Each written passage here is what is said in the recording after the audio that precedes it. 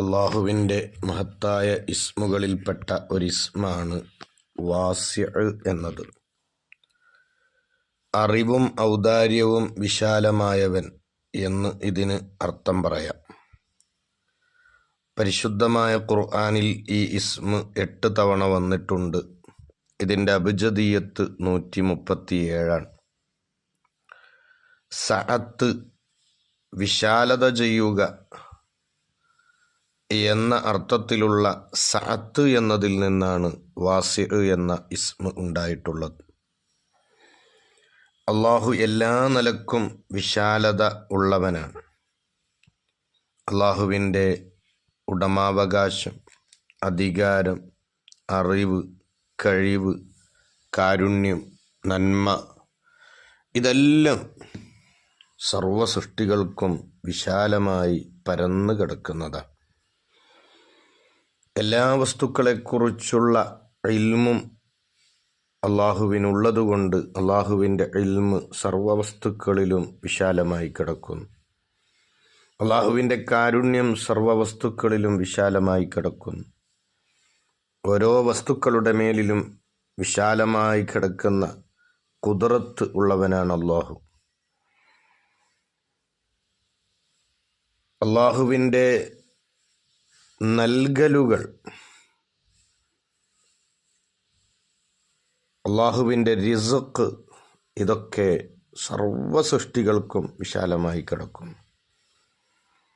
ഈ രൂപത്തിലെല്ലാം ആണ് പണ്ഡിതന്മാർ ഈ ഇസ്മിനെ വിശദീകരിച്ചിട്ടുള്ളത്.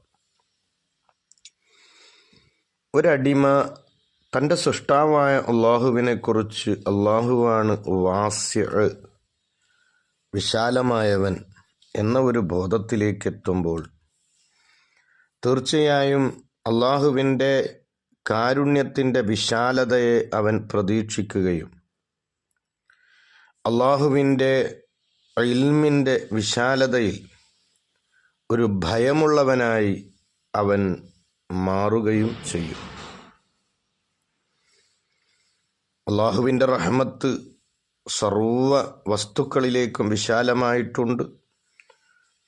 ആ സൃഷ്ടികളിൽപ്പെട്ട വളരെ നിസ്സാരനായ എന്നിലേക്കും അള്ളാഹുവിൻ്റെ റഹ്മത്ത് വിശാലമായിട്ടുണ്ട് എന്ന ചിന്ത അവനിൽ വരികയും റബ്ബിൻ്റെ കാരുണ്യത്തിൽ പ്രതീക്ഷയുള്ളവനാവുകയും ചെയ്യും. എന്നാൽ അള്ളാഹുവിൻ്റെ അറിവ് സർവ വസ്തുക്കളിലേക്കും വിശാലമായിട്ടുണ്ട് എന്നതുകൊണ്ട് തന്നെ എൻ്റെ ഓരോ ചലനങ്ങളും നിശ്ചലനങ്ങളും വാക്കുകളും പ്രവർത്തികളും എല്ലാം അള്ളാഹു അറിയുന്നു. അരുതാത്ത കാര്യങ്ങൾ തന്നിലുണ്ടായിപ്പോകുമോ എന്ന ഒരു ഭയപ്പാട് അതും ആ മനുഷ്യനിൽ ഉണ്ടാകും.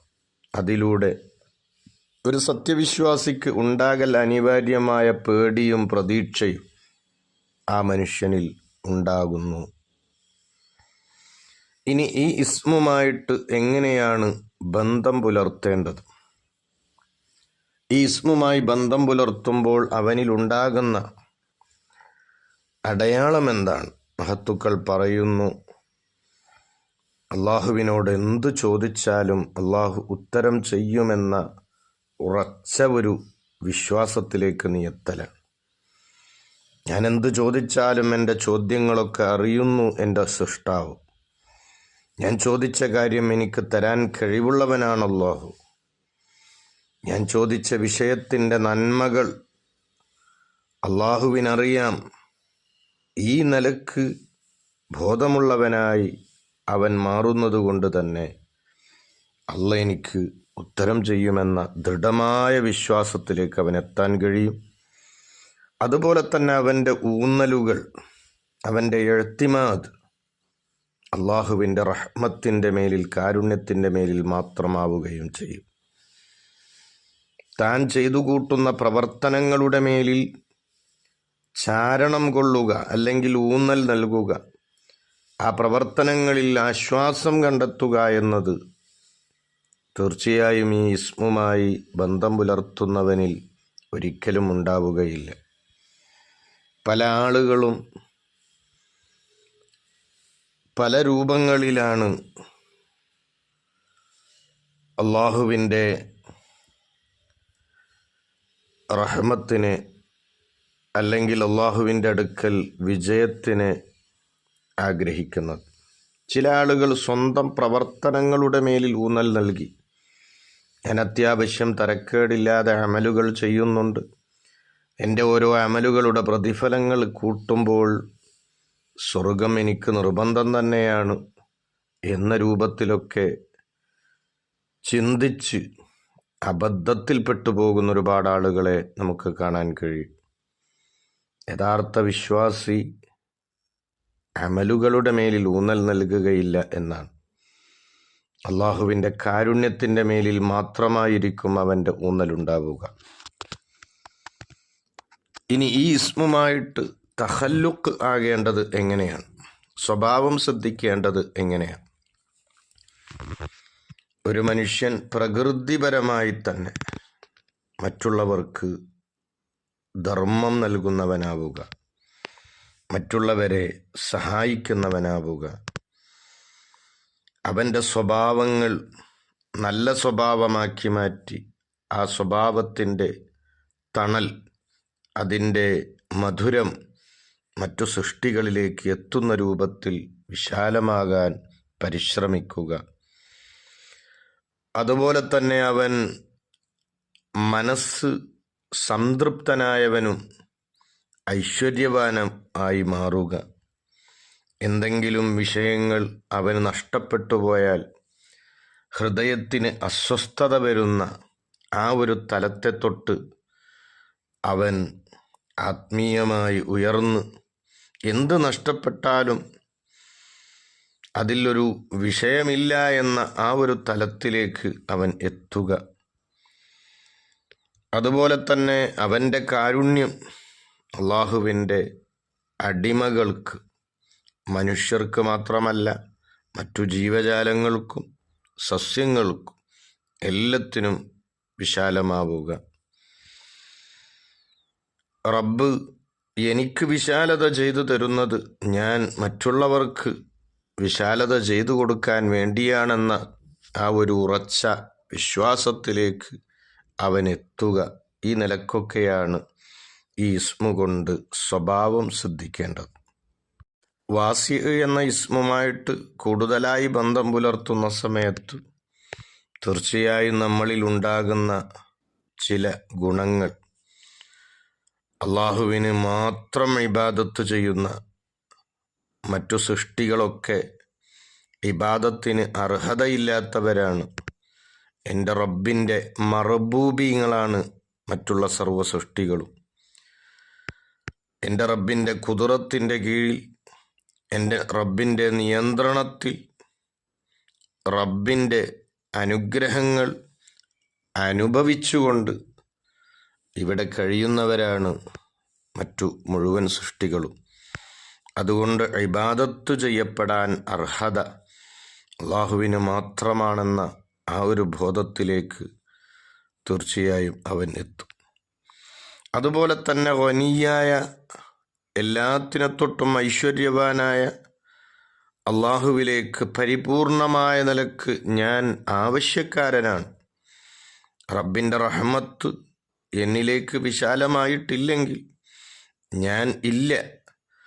ഞാൻ അങ്ങേയറ്റം അള്ളാഹുവിലേക്ക് ആവശ്യമുള്ള ആളാണ്, ഒരു ഫക്കീറാണ്. ആ ഒരു ബോധത്തിലേക്ക് തീർച്ചയായും ഈ ഇസ്മ മനുഷ്യനെ കൊണ്ടെത്തിക്കും. കാരണം ദാരിദ്ര്യം എന്നത് എല്ലാ സന്ദർഭങ്ങളിലും ഒരടിമയുടെ നിഴലായി അവൻ്റെ കൂടെ ഉണ്ടാകുന്ന അവൻ്റെ ഒരു ആത്മീയായ വിശേഷണമാണ്. കാരണം അള്ളാഹുവിലേക്ക് ആവശ്യമില്ലാത്ത, അള്ളാഹുവിലേക്ക് ആശ്രയിക്കേണ്ടതില്ലാത്തൊരടിമയും പ്രപഞ്ചത്തിൽ ഉണ്ടാവുകയില്ല. എല്ലാം അള്ളാഹുവിലേക്ക് ആവശ്യമുള്ളവരാ. അതുപോലെ തന്നെ ഈ ഇസ്മുമായിട്ട് കൂടുതൽ ബന്ധം പുലർത്തുന്ന സമയത്ത് നമ്മളിൽ ഉണ്ടാകുന്ന വലിയ ഒരു ഖൈറാണ്, ഖൈറായ മാർഗങ്ങളിൽ ചിലവഴിക്കാൻ നമുക്ക് കൂടുതൽ താല്പര്യമുണ്ടാകും. അള്ളാഹുവാണ് വിശാലത ചെയ്യുന്നവൻ. ആ വിശാലത തന്നിലേക്ക് എപ്പോഴും ഉണ്ടാകണമെങ്കിൽ, ആ വിശാലത തന്നിൽ എപ്പോഴും നിലനിൽക്കണമെങ്കിൽ ഞാൻ തീർച്ചയായും ഖൈറിൻ്റെ മാർഗങ്ങളിൽ ചിലവഴിക്കേണ്ടതുണ്ട്. അതാണ് പരിശുദ്ധ ഇസ്ലാം പഠിപ്പിച്ചത്. മൻജ അബിൽ ഹസനത്തി ഫലഹു അഷ്റു അംസാലിഹ. ഒരു മനുഷ്യൻ ഒരു നന്മ ചെയ്തു കഴിഞ്ഞാൽ 10 ഇരട്ടി പ്രതിഫലം അല്ലാഹു തആല അവന് നൽകും എന്നാണ്. അത് അള്ളാഹുവിൻ്റെ ഒരു വിശാലതയാണ്. അതുകൊണ്ട് ഞാൻ ചെറിയതാകട്ടെ വലിയതാകട്ടെ ഏതൊരു നന്മ തന്നെ കൊണ്ട് ചെയ്യാൻ കഴിയുമെങ്കിലും അതൊക്കെ ചെയ്യൽ കടമപ്പെട്ടവനാണ്. അങ്ങനെ ചെയ്യുമ്പോഴാണ് റബ്ബിൻ്റെ വിശാലത തന്നിലേക്ക് എത്തുക എന്നുള്ള ഒരു ബോധത്തിലേക്ക് അവൻ എത്തുന്നു. അതുപോലെ തന്നെ ഈ ഇസ്മിൻ്റെ പ്രത്യേകതയായി മഹാന്മാർ പറയുന്നത് കാണാം. ഇത് ധാരാളമായി ചൊല്ലുമ്പോൾ നമുക്ക് എല്ലാ മേഖലകളിലും ഒരു വിശാലത ലഭിക്കും. നമ്മളുടെ ഹൃദയങ്ങൾക്ക് വിശാലതയുണ്ടാകും. ഹൃദയങ്ങൾ പക, വിദ്വേഷം, അത്യാഗ്രഹം പോലെയുള്ള ദുഷിച്ച അവസ്ഥകളിൽ നിന്നൊക്കെ രക്ഷപ്പെട്ട് മനസ്സിന് വലിയ വിശാലത ഉണ്ടാകും. ഉള്ളതുകൊണ്ട് തൃപ്തിപ്പെടുന്ന ആ ഒരു സ്വഭാവം നമ്മളിൽ ഉണ്ടാകും. അതുപോലെ തന്നെ ഓരോ കാര്യത്തിലും നമുക്ക് പ്രത്യേകമായ നിലക്കുള്ള വിജയവും തുറസ്സും ലഭിക്കും.